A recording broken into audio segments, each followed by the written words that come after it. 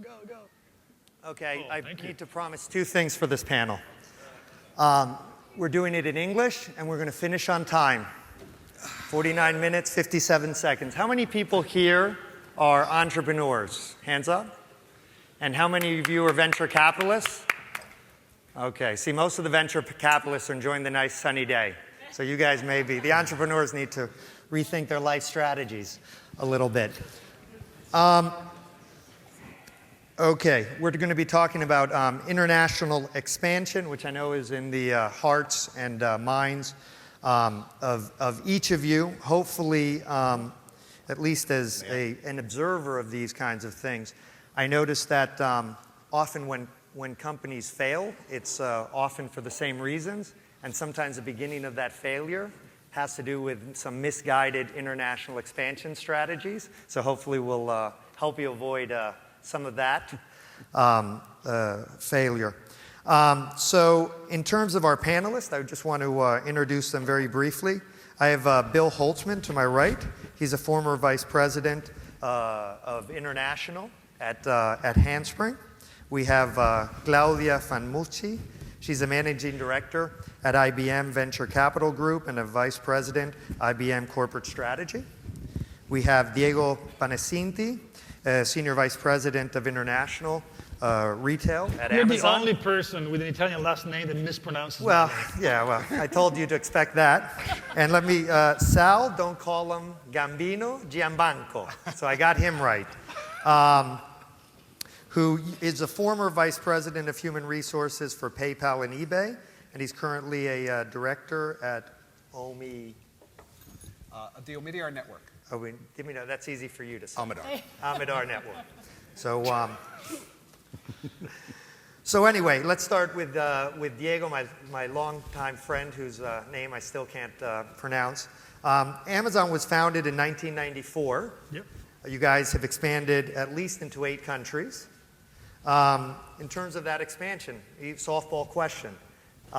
What makes you choose where you're going to expand? What are your considerations? Before you get there, how does Amazon sort of think through these strategies? The answer is easy. We're in the top countries in the world. So we started very soon. When I joined in 2000, Jeff Bezos had opened just the year before Amazon in the UK and Germany.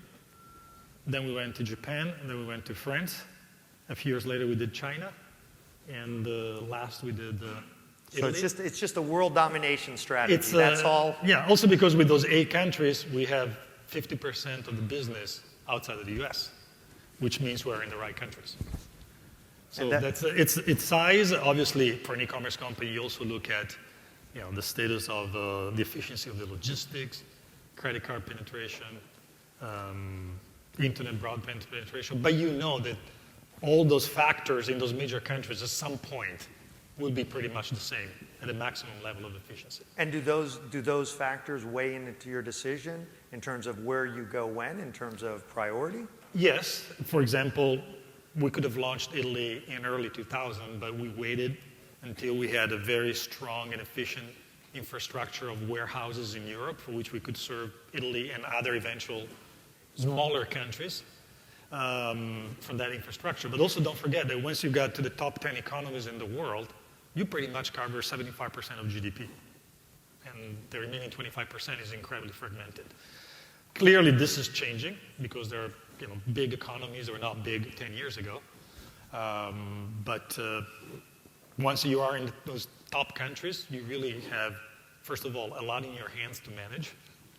And you do cover 75% of worldwide GDP. And in terms of the BRIC countries, Brazil, Russia, India, China, are those priorities Well, those for you? 4 countries, we started China. Yeah. And again, we picked the biggest. Yeah. Again, very easy decision. And China itself give us our handful in terms of growing the market segment share, making sure taking care of the customer. There's one factor that is identical around all countries. Given our business model, everybody in every country loves infinite selection. Everybody in every country loves fast shipping. And everybody in every country loves low prices. I never heard Chinese customers say, oh no, I would love to buy from you, but you should be a little bit more expensive. No, it works across the country the same. And in terms of our audience, most of, obviously, the entrepreneurs in the room, they're not, they're in an emerging economy, thinking about growing internationally. Would you recommend that same kind of strategy, world domination? Let's hit the biggest markets first? Well, first of all, by the way, they maybe think small in terms of global expansion? Although we have a direct presence in those countries, we do export all over the world. So many people from Latin America buy from Amazon.com or from other websites. It all depends on your business proposition, which is, what is the unique value of my product, and does the market I want to go into will want that unique value? So there's not a one-size-fits-all recipe. It all depends on what is your customer proposition. Am I going to be piling up to already an existing plethora of similar services, or am I going to be selling something that is really different that market will appreciate? And so it's way more about unique value than necessarily just size of the market. As you well know, the rule, if I only would get 1% of the market, never works. Because also getting that 1% is incredibly, incredibly hard. And Bill, I know when you guys started Handspring, I guess, from what I've read, you guys initially, right from the very beginning, focused on a sort of worldwide global strategy. How did you guys, was that something by design, or? Yeah, that really goes back to my boss, Donna Dubinsky, who had originally started Palm, and she realized that there is an opportunity there. It has to be seized relatively quickly. So I was presented with a blank piece of paper to start with. And I guess I've been doing international for about 2 decades now, and a lot of the questions come down to, what are your biggest challenges? Is it the Japanese culture? Is it jet lag? Is it entering China? Is it currency? And my answer is really none of the above. My feeling and my focus has always been to get my company to do the right things for the international markets. And that really starts with the head of the company, the president, and the level below the president. If you don't have that buy-in, you're pretty much guaranteed to fail. So you have to start there, or you will fail. And one way, and I realize that a lot of people in this room are both the president and the next level of management at this point, but you will be hiring people. And when you hire people, you have to tell them from the beginning that their job includes international. And I would put that in their performance review. Have a bullet point, what have you done for international this year? When I was VP of International at Handspring, I had input into all the other functional VPs' reviews. And it's just a great way of keeping focus on the international business. Because the reality is, your companies will lose focus. The appeal and just the nature of human beings is that you will begin to drift towards your domestic market. You understand the market, you speak the language, currency is straightforward, you understand the business culture, so there's just this natural orientation for your people to return to the domestic marketplace. There's also short-term profits there. International is the flip of that. International is much more complicated, and the profits come much later. They do come, but that is the reality. And a quick question there. How important was it for you guys right away to start hiring people who had international backgrounds? Oh, that's all we hired. In fact, the person who I put in charge of our European operation used to be the general manager of Apple Europe, for example. And so you always want to go out and hire talent. It's not as easy as it appears. In a lot of cultures, it's very hard to get real feedback on people, because many cultures just have a tendency not to share bad news. So you have to dig much, much deeper. But getting back to the focus question and avoiding the appeal of the domestic marketplace, one of the things that I always engaged in was putting a lot of people on airplanes. I think if you get your senior management in the field where they really begin to understand the challenges and so on, it makes a big difference. And the flip side of that is also that it makes them more responsive when they get the emails and the phone calls when there's a name that they can attach to that. To give you an example of losing focus, I was in Europe last week and I came across a story of a San Jose company that sells a very innovative product, but it's the kind of product that's difficult to understand and very difficult to sell in retail. Well, the good news is they created a great demo station for the US market. The bad news is the Europeans knew nothing about it. In a perfect world, that discussion would have started much earlier. There would have been a joint specification for what that demo station would look like. It would be flexible. And in a perfect world, they would actually be placing a joint PO so you could get economy of scale going on it. The other thing that I would throw out as an example of putting people on planes, when I was running Asia for Macromedia, I was having a big problem with the credit organization. I could not get credit from my international distributors. So I bought a bunch of airplane tickets and I dragged the credit manager from continent to continent so that he could meet with his peers and actually see the organizations in action. And when you have that face-to-face and you see how people are working, it makes a big difference. And in our case, the credit problem eventually went away. And the most important team that you want to bring on the road first are the people that build and manage your products.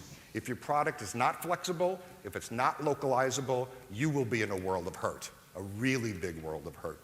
Just a few notes on strategy. Less is more. Go into less countries than more countries. Do less localizations. Focus. The old adage of do it right the first time really applies here because these markets have long memories. And when you stumble into a marketplace, the press, the distribution partners, your customers, they remember it. And I've done more stumbles than I'd care to think about, and it's very expensive to try to recover from those kind of mistakes. I think the bottom line is to really be successful, the final element is communications. You have to have regular voice conferences, regular emails, and it has to be regular. It can't be hit or miss. At least in my world, markets and products were changing on a weekly basis. So we had to create these kind of vehicles to get everybody in the loops. There were no surprises. The good news is that when you do this properly, it's a wonderful thing.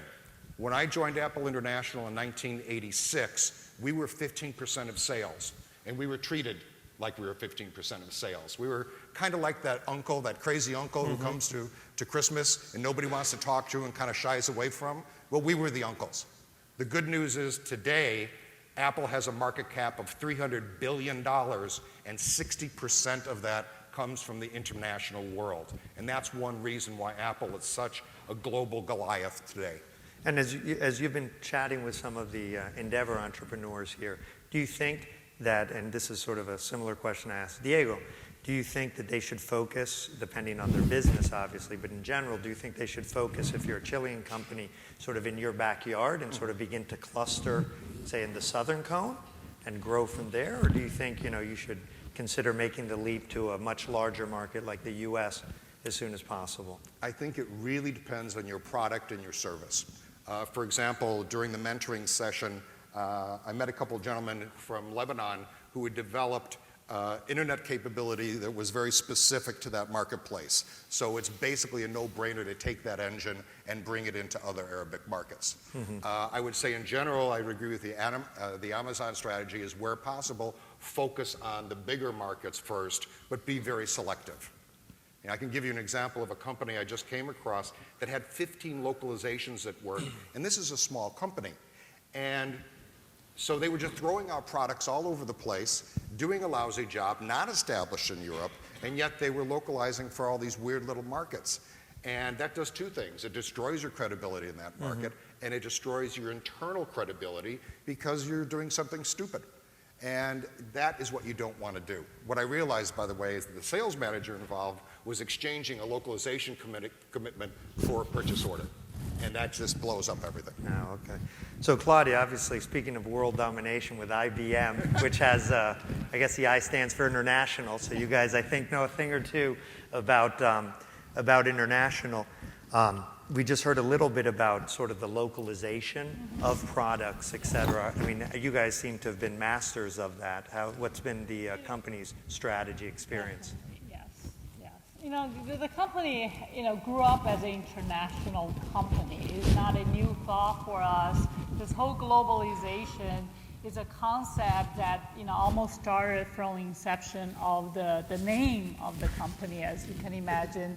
I don't know if you saw the big celebration we're having. This is actually just a couple of weeks ago, we celebrate our 100 years. is a 100-year anniversary of IBM, but in Brazil, we're 97 years old. In China, we're 76 years old. God knows why. This is long before BRIC, that IBM will decide 3 years after forming the company to enter the first market to be Brazil. And of course, China, Japan, we are 173 countries.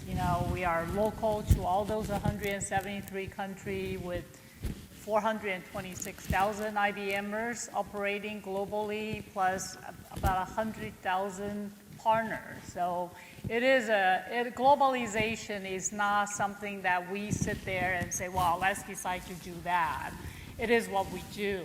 I mean, every product, every development, every strategy, and as you heard, I'm part of the corporate strategy team, is all about how do we, yes, hair needs to be pulled back, yes? Okay, thank you. I don't have that problem. Yeah. Shall I read you right? That was great, though. I want to play that game with you. It's really a very exciting time because the IT industry and IBM's business became so much more about integration than it is about product in the last couple of decades. And with companies, entrepreneurial companies, across the globe innovating different component solutions, we really became much more of a global integrator. We have partners from Vietnam that are cutting a deal with us with our customers in Netherlands. It's just kind of an exchange of innovation. So, different than, the great ideas that Bill and other panelists is offering is also think about, in some cases, there is a strategic component of seeking out local partners to develop the local presence, to develop the localization of your product, to develop the distribution that you need, the ecosystem that you need the support from, including, the people that understand the credit structure in those countries. So for us, it's really about global, but global not just for IBM, but global in terms of all the partners, the 100,000 plus companies. So IBM actually, getting the same PO with, right? That deliver the solution, integrate their different components, particularly for entrepreneur company. You tend to be, if you're addressing the enterprise market, chances are you have a component of a much larger IT solution. There's a whole solution architecture to solve whatever the new purchase order, and you'll be a very critical component of that. Well, the good thing, of course, I'm speaking for IBM, but there are a few competitors of ours that want you to do the same thing with them. So seek out these strategic partners. If you have a relevant, innovative component, then the ability that these partners have to bring you to the global scale is nothing that you will ever be able to achieve on your own. Doesn't matter how much of a VC funding you have in your company. That is not type of distribution that the venture investor will fund you for. So if you find yourself in the position, take that into consideration. We, IBM, invest a lot in trying to enable new partners to go global with us. We do a lot of verification of your product. We provide a lot of software assistance. We provide a lot of marketing and sales assistance. We are all over the globe. As I said, just these, we call the innovation center, where we actually bring these new partners and help them develop the solution. We have about 40 different ones across the globe. So think about, how do I go global on the shoulder of a giant somewhere that will allow me to leapfrog ahead and scale much faster by leveraging the existing infrastructure that they have? Well, that's very interesting. One of the issues that, as I talk with Endeavor entrepreneurs, they mention as they think about growing internationally is an issue of losing control. And when I hear hundreds of thousands of employees, 173 countries, et cetera, I mean, how do you sort of maintain culture, maintain controls, where at the same time, ultimately after 77 years or 97 years in a market, you need to be a local company. You know, for us, it's really, ultimately, it's all about customer, right? Ultimately, it's not about, we have no interest in locking in a exclusive contract with any partner. And our customer actually don't want us to have that. So if you look at the control, well, you know what, the only person that is controlling anything is your customer. You know, we're not gonna steal your idea. You know, the IT industry is moving so fast. We have different partners serving different geographies, serving different, you know, if you're in mobile billing space, well, guess what? There are different companies that are serving that same functionality, but optimized for banking, optimized for manufacturing, for transportation. It is ultimately about the customer choice. So you need to stay competitive with your product, rather than worry about, you know, the fact that somebody is going to somehow take control. You know, if you're not competitive, somebody else will come along and surpasses by the functionality and the quality rather than trying to replace the functionality that you have. Right. So, Saul, I mean, it seems to me international expansion is a little bit like getting married. The easy part is sort of deciding that you're going to do it, and the hard part is, you know, living with it for the next 20, 75 or 97 years. I guess, you know, from your perspective on the HR side, once a company decides, once you guys at PayPal and other companies you've worked with, eBay, have decided to go international, what have been the other considerations, in particular, you know, on the human resource side? Thank you, Juan. I think the interesting thing about PayPal and eBay is that their international expansion strategies were actually quite distinct. The eBay expansion strategy, or I should say, I'll start with the PayPal strategy. The PayPal expansion strategy really followed or mirrored what Diego was talking about in terms of the Amazon strategy, which was building its business from the ground up in the foreign markets, in the international markets. The eBay international expansion strategy was around acquisitions. It was actually acquiring organizations and companies that had similar businesses in local markets. So whether it's Zalando in Germany or eBazaar in France, it was acquiring those companies. Both approaches have different sets of HR challenges. So, for example, when you're in acquiring mode, acquisitions can easily go awry for a whole host of reasons. And I do think that the cultural and the question you were asking earlier about the culture and control question are the real questions, right? Are the real questions of how do you get the right people involved? You have more control over that, I think, when you're building it from the ground up. So from the PayPal experience, we were able to select our leaders from the ground up.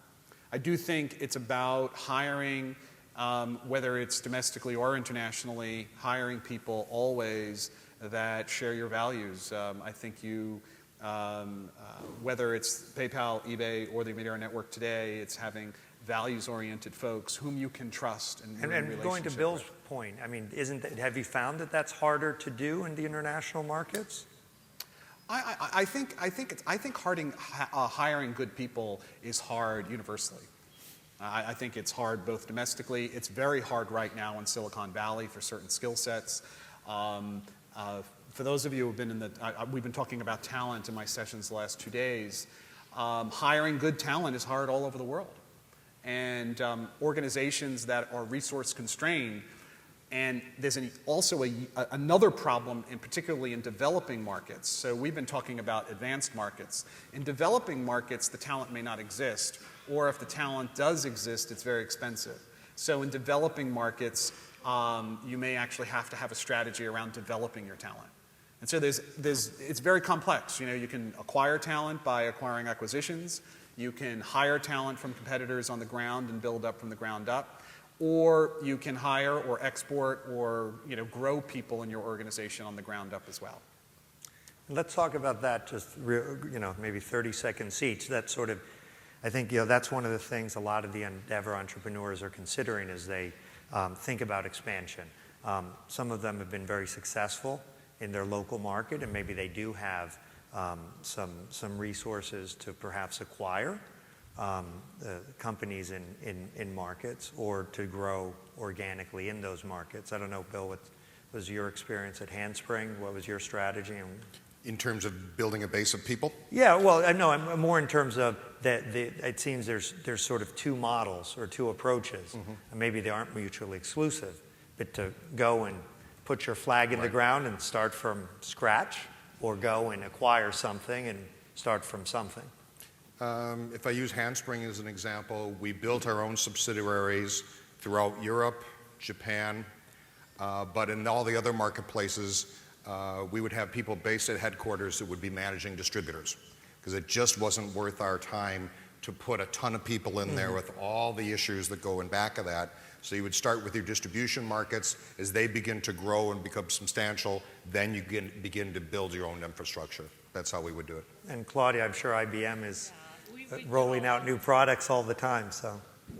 You know, it's definitely both strategy work depending on the geography. I mean, we have subsidiary, we have joint ventures. We enter in some of these, today major market, but 97 years old, Brazil certainly was not a major market. Through a lot of these, joint venture with the local players and local distribution, partners. And of course... But what are the main drivers for that decision? Because I'm sure you guys do it all, but yes. What sort of makes you decide we're going to go this way or that way in terms of that decision? In many ways, not very different when you monitor the venture investing. I mean, there's obviously multiple factors why venture capital start to invest in certain geography, the stability of the political system, the monetary system, obviously the market, there's investment. So we actually go through, and we have a blueprint of the geography that we are investing today based on where we see the market opportunity growing. We see a lot of infrastructure investment going to places like India and China 20 years ago, so we emphasize a lot more our capability to deliver in those markets. Today, of course, in the emerging geography in Chile, of course, for the endeavor entrepreneur, places like Brazil and Chile, places even in the Asia today, there's tremendous growth in countries like, Vietnam, in countries like, Malaysia. This kind of growth drives us to enter, but not only enter, but start investing a lot more in those geographies. And Diego, you all in Amazon, have you grown your local operations from the ground up, or have you acquired, or have you acquired and grown? Most of the times, we've built it from the ground up. We have a mixed model. For example, China, we went through an acquisition also because it's the only way to get into China, or at least for the business we're in. But all the other times, we built it from the ground up. But this is because we have a model that is replicable. And therefore, at that point, you do have the fundamentals of the business lined up. You understand how it works, so you can replicate the model. And clearly, we're talking to an audience of usually small entrepreneurs and we're for very large corporations. So the problems we have are somehow difficult. One of the things that everybody needs to keep in mind is that whatever model you use, international expansion is incredibly hard. Right. It's really hard. At the Omidyar network right now, we're a relatively small organization. We're 50 people, and we're in the process of expanding. We actually opened up our office in Mumbai. Mumbai is now 25% of our population, and we actually just opened up our office in the UK, and we're currently scoping out for Africa and Washington, D.C. right now. Although D.C. is in the United States, sometimes it does feel like a foreign country. And so I would say that in reflecting about expansion in an organization our size, one of the things we've done is we've actually changed our leadership model. Whereas if you want to attract the best and the brightest, one of the things to keep in mind is hub and spoke models often don't attract the best and brightest in an organization or a culture. Folks don't want to be satellites. Folks want to be a part of the core. And so we've actually adopted at the Omidyar network what we call a distributed leadership model, in which the managing directors of a particular country or region are actually governing partners of the organization. They don't feel like outposts. They don't feel like satellites.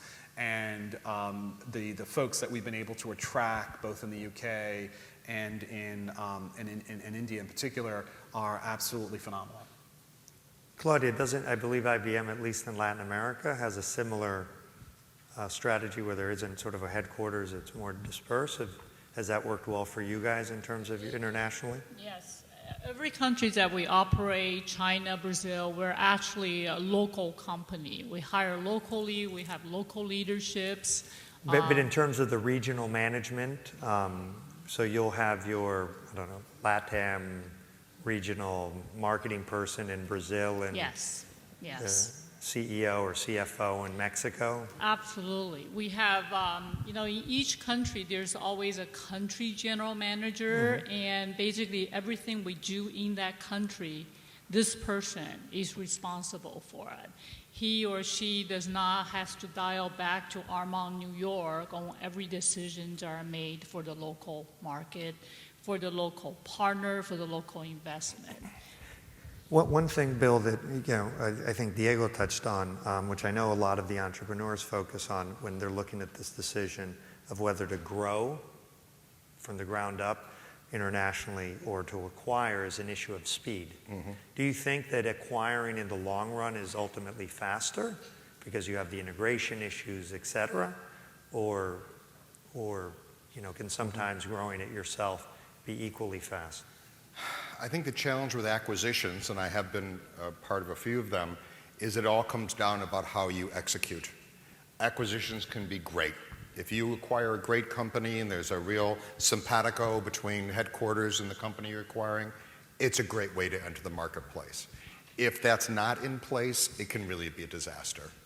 For me, it's more of a question of how you execute it than which one to go, because each one has their pluses and minuses. And Diego, I mean, is that part of the driver in terms of why you guys have, where possible, opted to do it yourself because you thought the integration would be difficult? No, not really, but it all depends on what you're doing with the company that you're acquiring. First of all, the lesson that we've learned is that if you're acquiring a company that needs to be integrated, you have a plan that says this is going to take us 1 year to integrate it, and 3 years later, you're not done yet. That's pretty much. Right. It's usually you have it that way. But then also you might acquire a company that you acquire for the value of the brand, and you want to leave it independent because they're doing a great job. So it's a mixed model. We have acquired a company that belonged to Amazon, but everybody knows them per the name they have. Zappos is a good example. That's Zappos. Right.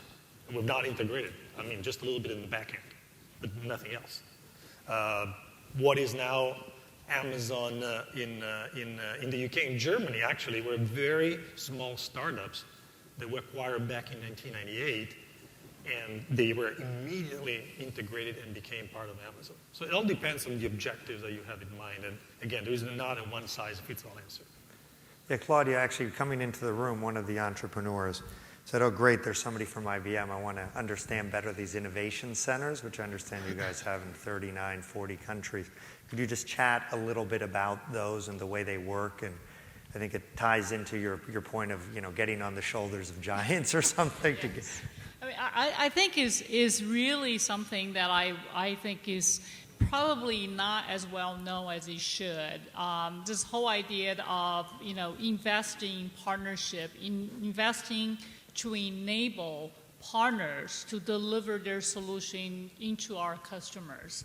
That is actually something when people, you were asking earlier about the control issue. Right. People are a little concerned, wait a minute, you got your R&D center yourself, you can come in, squash me, you can develop my solution. Once you learn about my secret sauce, what stops you from taking over? I mean, one thing that is very clear to us, IBM is a $100 billion a year revenue company. And out of that $100 billion, there's 30-some% of that is generated with partners. So you have to realize that the investment is putting in to enable these partners, and the return is a very big financial impact on our own revenue base. So the Innovation Center is there across the geographies where we're absorbing these partners very rapidly into both the local market as well as the regional market. For example, in Latin America, Brazil is actually right now the #1 geography where we are increasing the level of partnerships. There's a lot of infrastructure investment, obviously, with the World Cup 2014, with the Olympic 2016. There's a lot of large engagements that are going into Brazil. There are a lot of local partners that are coming along, providing their own solution as part of the whole architecture. So Innovation Center in Brazil, for example, as one of the 40, is there to evaluate these partner solutions, to help them develop these solutions when we see that as something that we need in the overall solution architecture. So we have technical architects. We, of course, have our cloud solution, our software, our hardware, all there free for use. We have people that will help you do the marketing, do the sales generation. It is not a goodwill when you understand how much dependency we have as a large integrator in these geographies to bring the best of the solutions into a big, integrated, stack to our customers. Well, let's talk about that for a minute, because there's obviously, the international expansion, building your own operations or acquiring, and you're touching upon the issue of partnering, which for me is a little bit like, getting into the pool one toe at a time, a foot. Sometimes, that is, you suffer more in the long run than jumping in straight ahead. I don't know. So, I mean, do you have you guys, when you were at eBay or PayPal, did you guys consider local partnerships, joint ventures as sort of a way to go, or was that really not something that you guys considered or found very effective? At PayPal and eBay, not really much of the strategy there. At the Omidyar network today, everything we do is through our partners. Oh, okay. Right. So we partner with and invest in organizations to try to have social impact for disadvantaged populations around the world. And all of our work is through partners. So, for example, Endeavor is one of our partners. And Endeavor does tremendous work in trying to generate and drive the entrepreneurship ecosystem in the regions in which it operates. And so we try to help with the work of Endeavor. Linda talked about the work that we particularly have done with Endeavor, where we provide both what we call financial capital and human capital to our partners and organizations. So I like to say that we don't do anything at the Omidyar network. I often say that any work that we actually get done on behalf of disadvantaged populations is done through our partners. So it's a very different mindset, I think, in terms of how to think about partnership than, for example, when I was at PayPal or eBay. Oh, okay. And what about at Handspring? Did you guys find partnering? Was that something you guys considered, joint ventures, as a way to test the market? Absolutely. When we were trying to enter markets that we really weren't sure of, that we didn't have the internal expertise, whether it was for localization or market entry or whatever the factor was, that was a relatively painless way of putting a foot in the water, as you said. The key there is you have to have somebody directly responsible who supports that group, who returns the phone calls, who's in constant contact. So just because you have an extended relationship with someone, it doesn't mean that you're doing one of those. You really have to have a person who's caring, feeding, communicating, et cetera, making sure the corporation delivers what it needs to deliver. Because again, you get defocused and who are those guys in Brazil? And Diego, what about you all? In our business model, if a partnership is the definition of an equity partnership, we don't do those. We usually either own or we build it. Because that's the way our business model works. And also because once you get into partnership, you have the complications of managing a partnership. Is that a control issue? It's a fact that we believe we have a great strategy. We believe we can do things on our own, and we do it this way. But again, it depends on the way their business model is built. It also depends on the added value you're looking for. So this is why, again, this is the answer about equity partnership. Then obviously you do have business partnership with a lot of companies. And so They said here that you have over 4,000 people reporting to you internationally, All which straight all lines. straight in, sending you emails. That BlackBerry just burns I'm a out very every 15, intense 20 minutes. What's the review process like? No, but I think that's the other thing that as companies grow, and particularly as they grow internationally, the whole issue of human capital controls on sort of every level. I guess a company like yours, which has grown internationally quite quickly and quite successfully, what have been sort of the keys as you enter new markets? First of all, in terms of managing an organization of this size, I don't know how it was possible before video conference was a commodity. It was really, really hard. Also, you have to think that if you are in Seattle, you start at 7 o'clock in the morning with Europe, and you finish late at night because then Japan and China starts when it's 5 p.m. But it is about having a set of processes, either through weekly business reviews, metrics that you monitor, specific business reviews, and that allows you to be on top of the details. Clearly, you want the countries to run, but you need to be run on their own, but you need to establish a set of metrics, guidelines, making sure that you don't have surprises. And Sal, I mean, have you found, are there any, again, are generally the Endeavor companies are, well beyond startup, that they aren't, world dominators just yet. In terms of those kinds of controls, do you have any practical tips? Are there any off-the-shelf solutions in terms of trying to facilitate communications across a broad network of far-flung offices? So I think something Bill said, and I think something that Diego just said, are really, really important, right? Which is inexpensive communication is Skype video chat, right? It's free. I think we all use it. We use it religiously at the Immediate Network.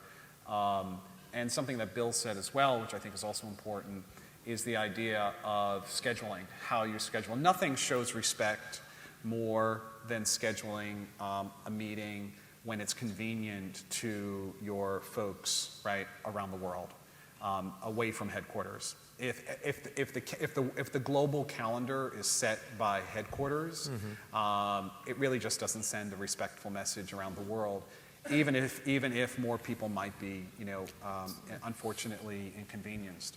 And so I think there's all these subtle issues around culture and control. I think those are the two key issues when you're growing from a human capital perspective.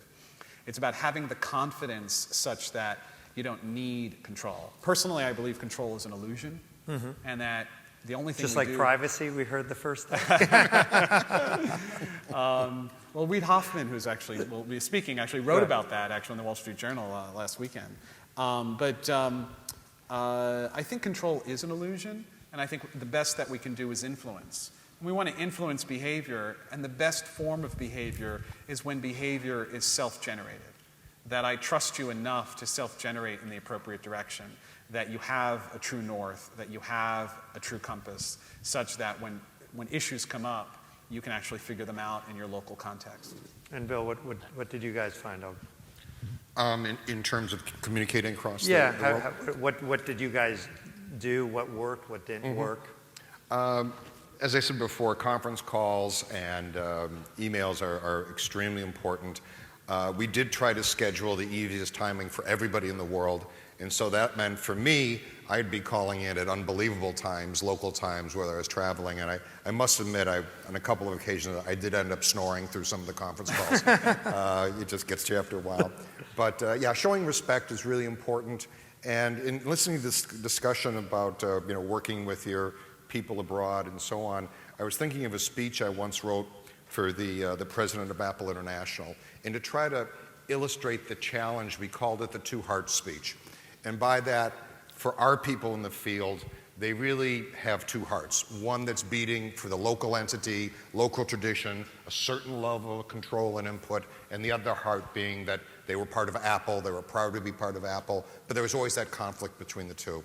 And I don't think there's a very easy answer on that, but I think you really have to respect that, because if you want drones that'll follow instructions, that's one thing. If you want thinking people, that's a whole nother story. And at IBM, how do you balance that, what we often call regionality, with sort of the corporate? I think the IBM way really is, the measurement is very clear, that the country has the general manager, our country general manager are rock stars. You know, you go to the country, even when I go, being a corporate, you know, I have to really, you know, get the almost approval of these country general managers, even though I all rank them. Right. I have to go there and make sure that they are okay with what I'm going to do there, even though my niche, working with the VC, working with the startup, you know, we have invested in many of the fund. You know, obviously it's not within the scope of a country general manager, but if I'm going there, one, I enlist their support, I enlist, you know, their participation. Even our CEO go to these countries, he step on the stage, but he makes sure our country general manager is on a higher platform.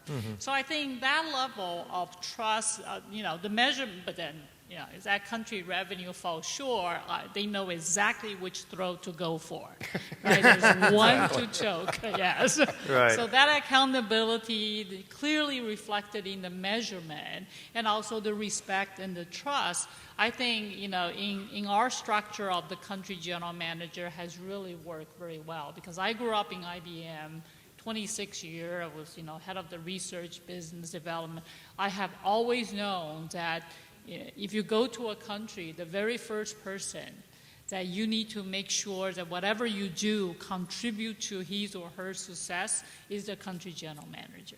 It's not my CEO, it's not my boss back in corporate, is whatever I'm going to do in that country need to somehow add into the measurement of that particular country general manager. That's great. I think we have a few minutes left. I'm always surprised in these panels that it's always much easier to get real definitive when we sort of ask, what should people not do? So I'm sure you guys here have, you know, seen a lot of things in terms of international expansion that really are faux pas, things not to do. And I thought, you know, one thing we could do before we maybe take a question or two is to sort of go around and you know, give us your list of the top 2 or 3 things that you suggested that the people in the audience not do as they grow internationally. Yeah, go first. No, so. I would actually have one important really thing, which is don't settle. I think the early leadership team in the field is really important, and I would hold out for the right person. I would actually not compromise and say, well, we've got to get into that market. Let's hire the person who's available. I would actually hire the right person who's going to build the right team, who's going to, those of you who were in my last session, the people who have the right skill sets, the right behaviors at the right time for the organization is most important, and I would just emphasize that.